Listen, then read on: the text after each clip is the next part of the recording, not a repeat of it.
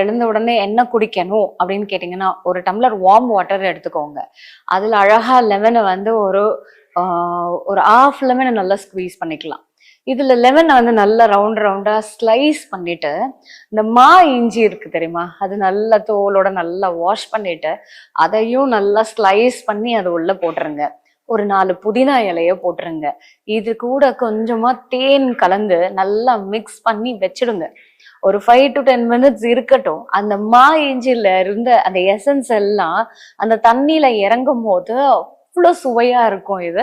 So காலையில ஒரு gentle walk போயிட்டு வந்த உடனே நம்ம இந்த வார்மான தண்ணியில, அதாவது வெதுவெதுப்பான தண்ணியில நம்ம கலந்த எலுமிச்சை சாறையும் அது கூட இருந்த தேனையும் நம்ம இதோட சேர்த்து நம்ம அதை குடிக்கும் போது ஒரு செம்மையான ஒரு ரெஃப்ரெஷிங் ஸ்டார்ட்டா நமக்கு இருக்கும்.